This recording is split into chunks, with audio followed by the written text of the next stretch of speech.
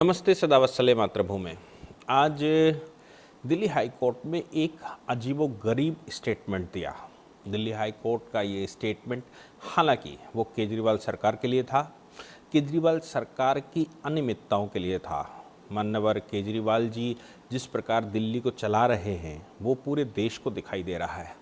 हालांकि उनके वादे फ्री वाले बहुत सारे हैं और केजरीवाल जी को ये लगता भी है कि उनका जो कोर वोट है वो पढ़ा लिखा वोटर नहीं है। उनका कोर वोट दिल्ली का ओरिजिनल इनहेबिटेंट, जो दिल्ली का ओरिजिनल निवासी है, वो भी नहीं है। उनका ऐसा विचार है क्योंकि दिल्ली कभी पंजाब का हिस्सा हुआ करती थी, तो पंजाबी वर्ग दिल्ली का ओरिजिनल इनहेबिटेंट है और कुछ हद में बाद में मुसलमान आया, तो मुसलमान को तो वो अप्रिशिएट करते हैं। आपको मैंने पहले भी बताया है कई बार कि मौलवियों की सैलरियाँ निकाली गई और बहुत कुछ मौलवियों के पक्ष में स्टेटमेंट दिए गए, कुछ क्रिश्चियनों के पक्ष में स्टेटमेंट दिए गए और किस प्रकार से तुष्टीकरण की राजनीति आई ये सब ने देखा। लेकिन आज जो दिल्ली में हुआ या दिल्ली हाई कोर्ट ने जो स्टेटमेंट दिया, आप पिछले 2-3 दिन से लगातार दिल्ली हाई कोर्ट में चल रही इस प्रोसीडिंग को देख ही रहे होंगे। मामला था वेंडर्स को लेकर। ये वेंडर्स से मतलब जो ये रेड़ी पटरी वाले हैं दिल्ली में, उनको लेकर ये मामला है, गंभीर मामला है और दिल्ली हाई कोर्ट में इस प्रकार के कई सारे केसेस फाइल हो चुके हैं। इन केसेस की खास बात अगर हम कहें तो ऑनरेबल जस्टिस विपिन संघी, ऑनरेबल जस्टिस जसमीत सिंह, इन 2 जजों की बेंच बैठी। मामला था Delhi street vendors protection of livelihood and regulation of street vending scheme 2019। यानी कि जो वेंडर्स हैं या जो गली में घूमने वाले लोग हैं, उनकी जीविकोपार्जन को रेगुलेट करने की स्कीम 2019 में सरकार ने बनाई। इसके लिए उससे पहले दिल्ली सरकार ने एक कानून पास किया था जिसका नाम था street vendors protection of livelihood and regulation of street vending act. इस कानून के तहत स्कीम बनाई गई। उस स्कीम में दिल्ली में बहुत सारे वेंडर्स को लीगलाइज किया गया। अब जो रेड़ी पटरी पर काम करने वाले या दुकान लगाने वाले लोग हैं, खासतौर से ये एक बड़ी आबादी पश्चिमी उत्तर प्रदेश से शिफ्ट हुई दिल्ली में। पश्चिमी उत्तर प्रदेश से ही ये क्यों शिफ्ट हुई? क्योंकि जिस समय योगी आदित्यनाथ जी की सरकार 2017 में यहाँ बैठी और आरोपियों अपराधियों के खिलाफ जो एक्टिविटी शुरू हुई पश्चिमी उत्तर प्रदेश में, आपको याद होगा कि सबसे पहले इनकाउंटर्स पश्चिमी उत्तर प्रदेश में ही शुरू हुए थे, बाद में ये पूर्वी उत्तर प्रदेश की तरफ आया। तो पश्चिमी उत्तर प्रदेश में जो गुंडा वर्ग था, जो मवाली वर्ग था या जो वर्ग ऐसा था जो लूट डालता था, वसूली करता था, दुकानें कब्जा करता था, मकान कब्जे करके रखे हुए थे या किसी भी तरह से वसूली करता था, वो सभी लोग उत्तर प्रदेश छोड़कर भागे। बहुत बड़ी आबादी जो दिल्ली में सेटल नहीं हो पाई, उसने उत्तर प्रदेश के थानों में सरेंडर किया और कहा ऐसा ना हो मेरा इनकाउंटर हो जाए, हमको कृपया जेल में बंद कर दीजिए। अब दिल्ली पश्चिमी उत्तर प्रदेश के लिए सबसे उचित स्थान क्या है? या तो पश्चिमी उत्तर प्रदेश की बड़ी आबादी जो कि एक पार्टिकुलर रिलीजन को बिलोंग करती है, वो या तो हरिद्वार की तरफ चली गई, हरिद्वार ऋषिकेश। इसलिए हरिद्वार ऋषिकेश में भी आपको जाली टोपी बहुत बड़ी तादाद में देखने को मिल जाएगी। और दूसरी बड़ी आबादी अगर कहीं गई तो वो दिल्ली में गई।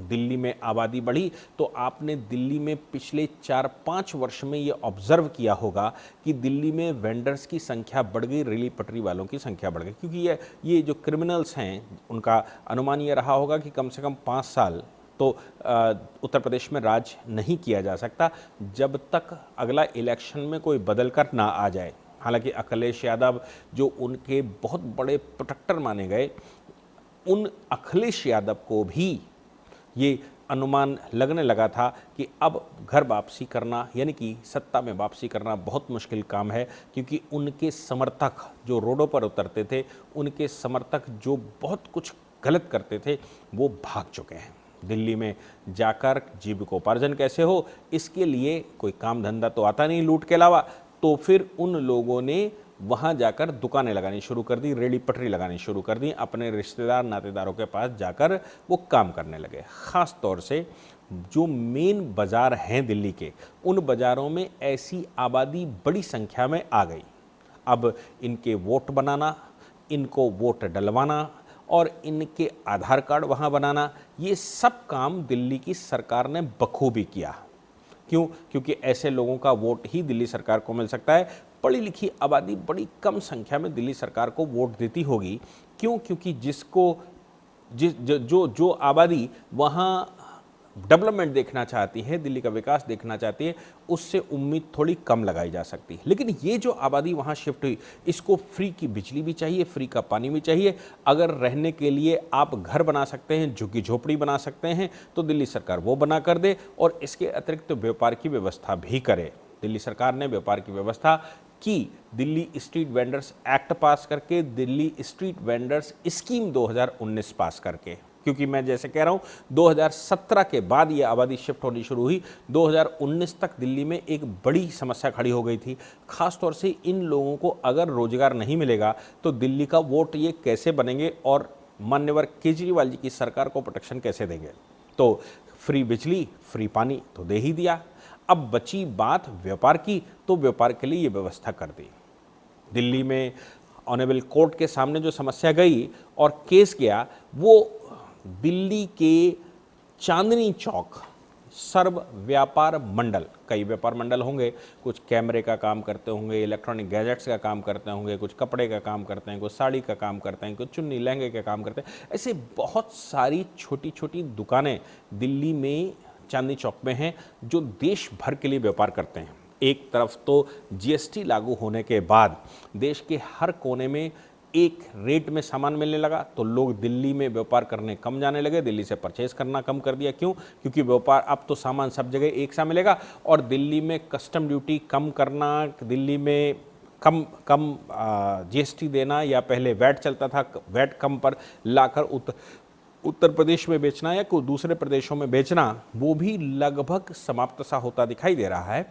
उसका कारण जीएसटी का लागू होना और देश में एक कर व्यवस्था, समान कर व्यवस्था लागू होना और देश में सभी स्थानों के प्रोडक्शन को स्थान मिलना और वहाँ का वहीं पर सेल होना और रेट भी लगभग देश भर के बराबर होना। तो व्यापारियों को बड़ी समस्या हो रही थी। इस समस्या के चलते चलते एक नई समस्या कि उनकी जो रिटेल की दुकानें हैं, जो करोड़ों रुपए की दिल्ली में बिकती हैं, आप चांदनी चौक में एक छोटी सी दुकान में लेने जाते हैं तो जिसकी कीमत करोड़ों रुपए होती केवल बैठने की, उस बैठने के अड्डे के आगे अगर कोई पटरी लगाकर बैठ जाए, अगर कोई रेड़ी लगाकर बैठ जाए और दुकान में कोई दूसरा व्यक्ति चढ़ने की जगह ही ना पाए, उसके ऊपर से चूंकि एक दुकानदार के आगे मालूम पड़ा छोटे छोटे 4-5 काउंटर लग गए, अब वो 5 लोग इकट्ठे होकर, अगर दुकानदार मना करता तो 5 लोग इकट्ठे होकर उसके ऊपर झगड़ा करने लगते। तो अब दुकानदार भी बेचारा करोड़ों रुपया लगाकर असहाय महसूस करता। और मजे की बात यह है कि दुकान उसी ही की होगी जो दिल्ली का मूल निवासी होगा, या दिल्ली में जिसने इन्वेस्टमेंट करके रखा होगा या स्थायी व्यवस्था करके रखी होगी। और ये जो रेड़ी पटरी लगाने वाले लोग होंगे, ये वो हैं जो माइग्रेट करके यहाँ आ गए और आने के बाद व्यापार केजरीवाल जी ने सौंप दिया। तो इस रोज के झगड़े को समाप्त करने के लिए केजरीवाल सरकार ने स्ट्रीट वेंडर्स एक्ट पास कर दिया और उसकी स्कीम लागू कर दी और उनको सर्टिफिकेट दे डाले कि भाई आपको ये रेली पटरी का सर्टिफिकेट दिया जाता है, आप यहाँ रेली पटरी लीगली लगा सकते हैं। तो अब दिल्ली की सड़कें, जो मार्केट है, मार्केट पूरी भर गई, निकलने के रास्ते नहीं बचे। जो नो वेंडिंग जोन है, नो वेंडर जोन है, उन नो वेंडर जोन में भी बड़ी तादाद में लोग दुकानें लगाने लगे। नतीजा निकला कि जो दिल्ली में इन्वेस्टमेंट करके बैठा हुआ है, करोड़ों रुपया लगाकर व्यापार कर रहा है, उसका व्यापार बंद होता सा दिखाई दे रहा है। और रेली पटरी वाले तो किसी भी रेट में बेच देंगे, क्योंकि उनको किराया नहीं देना, उनको बिजली का बिल नहीं देना है, उनको कोई कर्मचारी नहीं रखना है, उनको किसी प्रकार का कोई रेंट नहीं देना, कोई उनकी ओनरशिप का चक्कर नहीं है। सुबह लाए, सामान रखा, बेचा और चल गए। और जनता को तो आप जानते ही हैं, उसको कोई मतलब नहीं है कि ये सामान चीन का है, कितने दिन चलेगा, कितने दिन नहीं चलेगा।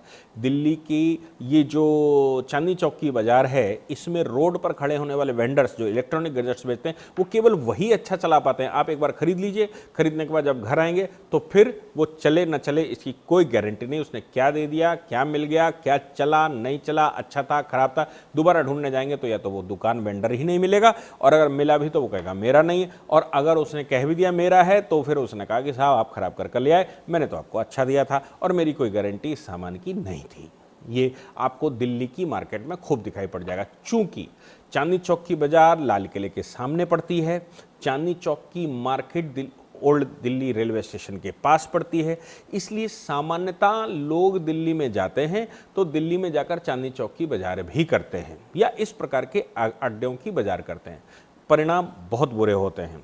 अब कोर्ट के सामने ये जो चांदनी चौक सर्व व्यापार मंडल का केस गया और उन्होंने दिल्ली सरकार की इस स्ट्रीट वेंडर्स स्कीम को चैलेंज किया और उन्होंने कहा साहब कि हमारा तो काम ही बंद हो गया, अब हम क्या करें, मेरा तो कोई यहाँ अब सहारा नहीं बचा।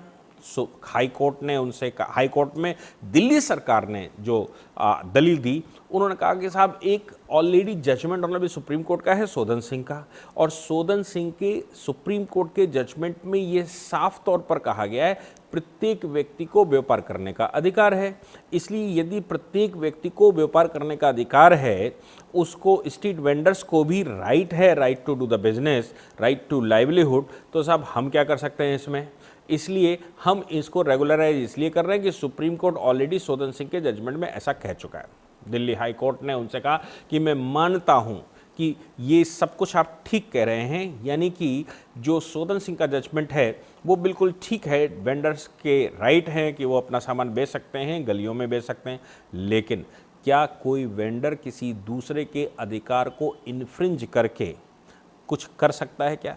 क्या किसी व्यक्ति के अधिकार उस स्तर पर हो सकते हैं कि दूसरी पार्टी के अधिकार समाप्त हो जाएं और दूसरी पार्टी के अधिकारों के ऊपर चढ़ाई हो जाए? ठीक बात है कि दुकानदार एक है और वेंडर बाहर 5 खड़े हैं, तो आप कहिए कि इन 5 के अधिकार उस एक का अधिकार, तो क्या किसी एक का भी अधिकार छीना जा सकता है? क्या कानून बनाकर ऐसी व्यवस्था की जा सकती है? दिल्ली हाई कोर्ट ने बार बार प्रश्न किया कि दिल्ली में चलना मुश्किल है, वेंडर्स को लेकर दिल्ली में कहीं भी खड़े हुए हैं, जहां से उनको नहीं खड़ा होना चाहिए वहां पर भी खड़े हैं। यहां तक कि कनॉट प्लेस का हवाला देते हुए उन्होंने कहा कि कनॉट प्लेस तो नो वेंडर जोन है, फिर भी कनॉट प्लेस में बड़ी आबादी खड़ी हुई है जो रोड पर बेच रही है। अब दुकानें जो खोलकर बैठे हैं उनका सामान नहीं बिकता, और सामान चलो मैं कहूँ कि व्यक्ति का अधिकार है वो क्या रेट खरीदेगा क्या नहीं बेचेगा, लेकिन वो वेंडर्स इतनी तादाद में खड़े हो जाते हैं कि दुकानें ढक जाती हैं और दुकान में बैठा हुआ व्यक्ति जो पूरा मेंटेन करके बैठा हुआ है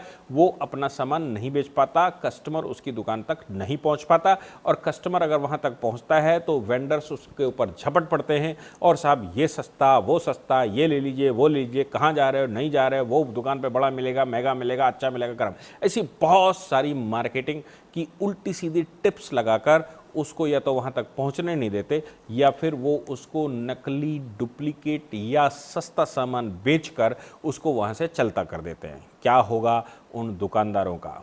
ये दिल्ली हाई कोर्ट ने आगे कहा कि आप देख रहे हैं हम अब दिल्ली की जो मार्केटें हैं उन मार्केटों को, दिल्ली की जो नो वेंडर जोन हैं, दिल्ली में जो शांतिप्रिय दुकानें हैं या जो दुकानें हैं, हम उन स्थानों को नहीं सौंप सकते कि नहीं ऐसे लोगों को जिससे दिल्ली में अव्यवस्था फैल रही हो। दिल्ली पूरी की पूरी बंद होती सी दिखाई दे रही है और दिल्ली को कैसे कंट्रोल किया जाए, दिल्ली में कैसे व्यवस्था बनाई जाए, ये बात भी समझ में नहीं आ रही।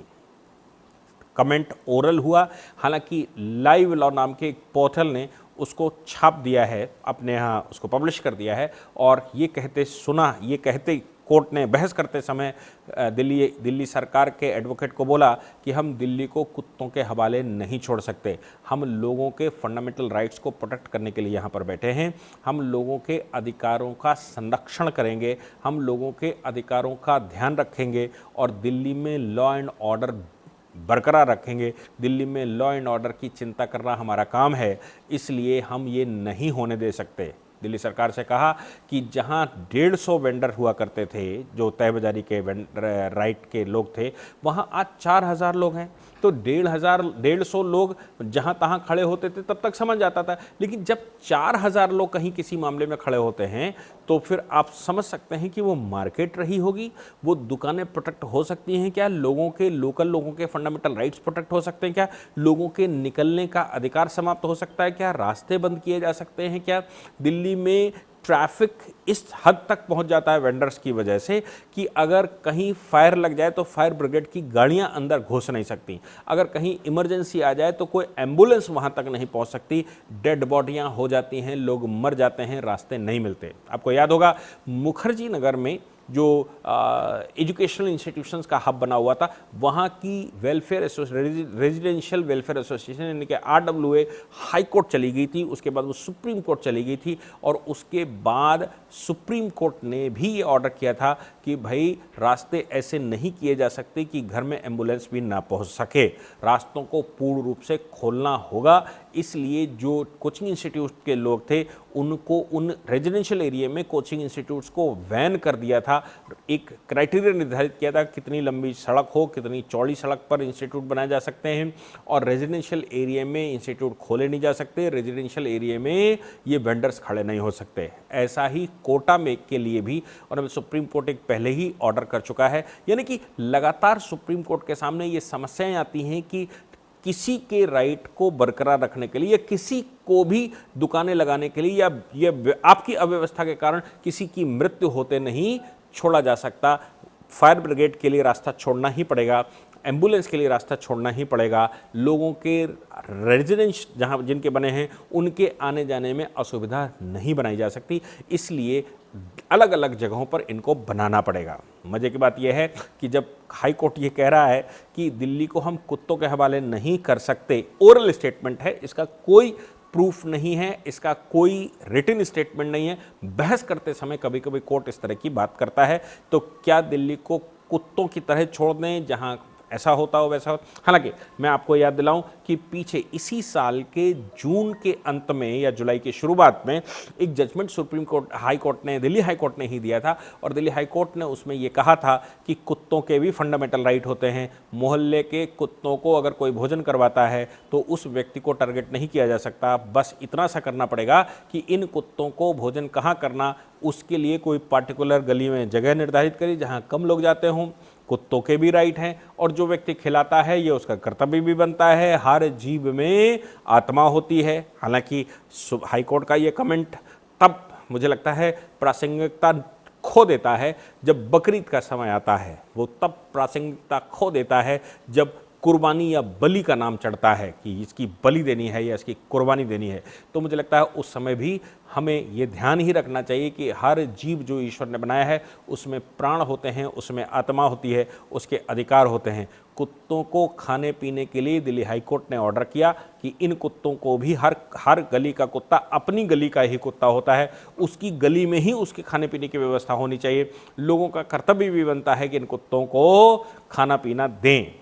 लेकिन मुझे लगता है कि क्या बकरे का फंडामेंटल राइट नहीं होता, क्या बैल का फंडामेंटल राइट नहीं होता, क्या ऊंट का फंडामेंटल राइट नहीं होता, जिनकी बलि चढ़ाई जाती है, भैंसे की बलि चढ़ाई जाती है या जिनकी कुर्बानी दी जाती है और जो साल में एक बार बकरा ईद के दिन हज़ारों लाखों करोड़ों की संख्या में काट दिए जाते हैं, उनके क्या राइट नहीं है, क्या उनके अधिकार नहीं होते। खैर ये बहस दूसरी है, लेकिन आज जो हाई कोर्ट ने कमेंट किया है मुझे लगता है दिल्ली सरकार को ये सोचना ही पड़ेगा कि आप अपने वोट बैंक के चक्कर में दिल्ली को ऐसा ना कर दें कि दिल्ली रहने लायक ना बचे और दिल्ली में संसार का कोई व्यक्ति घुसे तो उसको लगे कि most dirty place of country is Delhi. Pollution की सिचुएशन आप देख ही रहे हैं, पोल्यूशन का हब बन चुका है दिल्ली और बाकी की सिचुएशन है दिल्ली हाई कोर्ट ने आज एक्सप्लेन कर ही दी। जय हिंद, जय भारत, वंदे मातरम।